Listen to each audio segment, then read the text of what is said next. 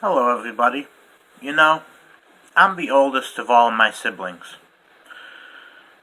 I have approximately 3 brothers and 4 sisters, and I'm the oldest. I was there when they were just born, and God willing, I'll be there when they're old. I, having raised these people, these siblings of mine, can say that I really care for kids. I've learned so much. I'm not a dad, but I'll probably make a really great one day when I do become one because of how much I've learned from raising my younger siblings. So, how does a Christian like me, who loves kids so much, cope with things like the flood? Now, surely there were kids when the flood happened, and that would mean they died in the flood.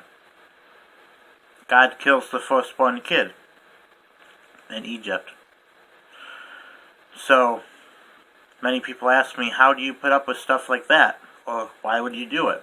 Why would he do it?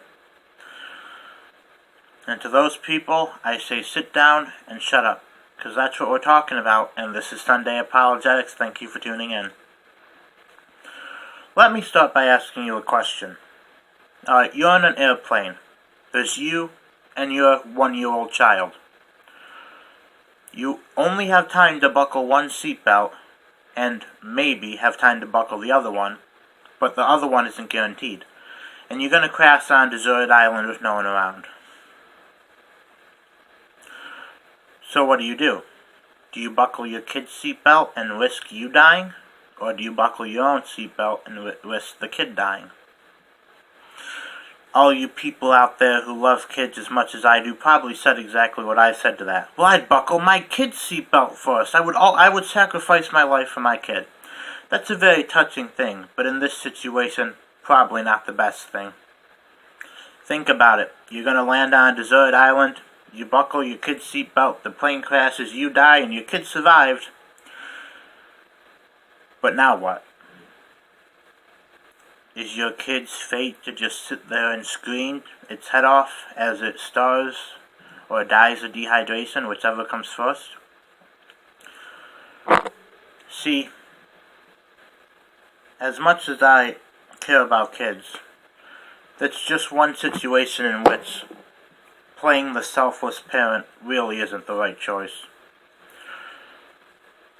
It may sound selfish, but you really should buckle your seatbelt first. That way, possibly, you'll have time to buckle your kid's seatbelt. But if you do it the other way around, your kid survived, but for how much longer? Let's take the flood. Okay. So the men were evil, everyone was evil. Wipe everyone out with the flood, but what about the kids? Well, just like many other times throughout the Bible and this is used, you just can't take a bunch of kids. Today we have more than enough to go around. We have advantage they didn't have back then. So in the event where we wipe let's say our army wipes out a bunch of people,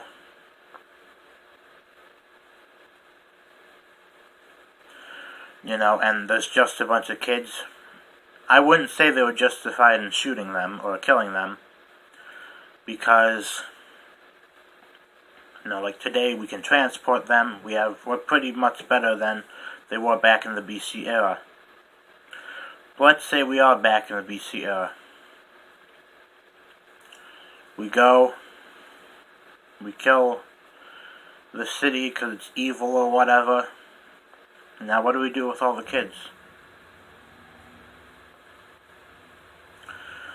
Well, let there be light. There we are. Well, we can't take them with us because remember back then they were just a bunch of 3,000-ish people wandering around in the desert for about 40 years.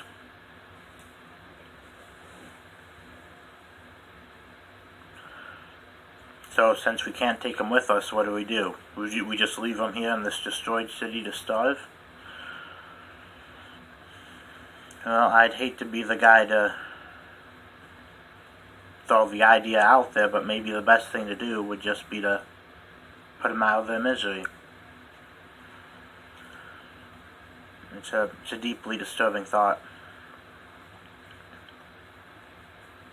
But sadly, it's ones that pop up still sometimes, even today, when a war is happening. You can't save everybody all the time.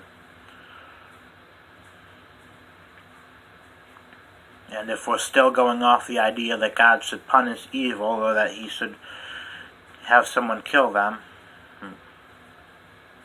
I don't know if any of you want to change your stance to God should only kill evil if it doesn't in turn hurt a child, but that's not going to work out too well. This is why in my debate on biblical slavery with Walter Stridham, I really didn't even want to respond to the prisoners of war or stuff that happened in war, because there are things today that happen in wars that we don't hear about. For example, do you know what the Army did yesterday in Afghanistan, Iraq? Do you want to know? Maybe best you don't want to know. I have family members that are soldiers. The church where I got baptized, a lot of them were soldiers. And, war is not pretty. There definitely needs to be some moral rules bent.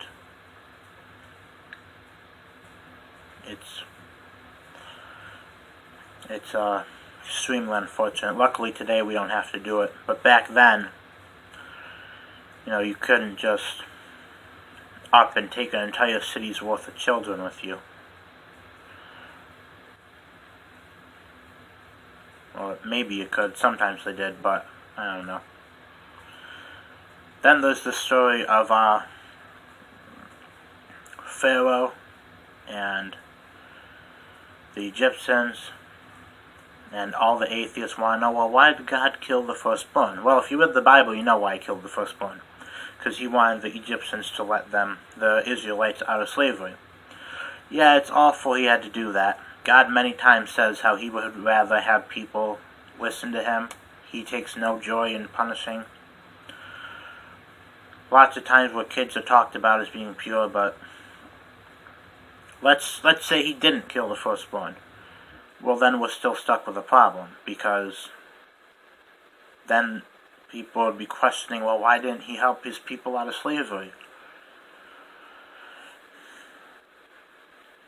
It really bothers me when atheists try criticizing what God does, or saying he's wrong and evil for doing something when they don't. It's never completely black and white when you're dealing with humans. Maybe in God's eyes it is, but when it comes to humanity, definitely not.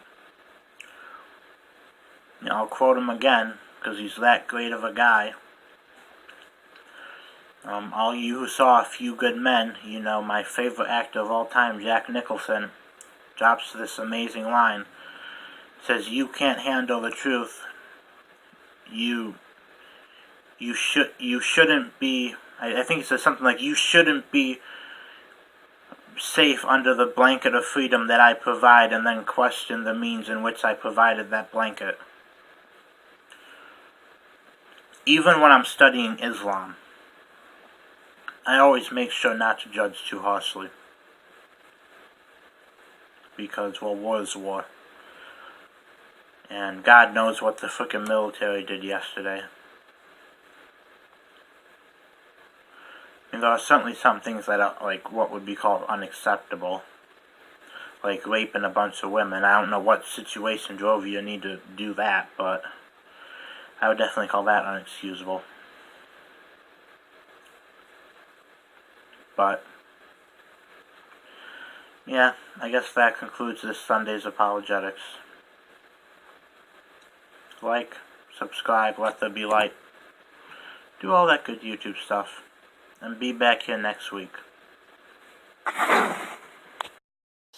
I'm attaching this to the end of the video real quick,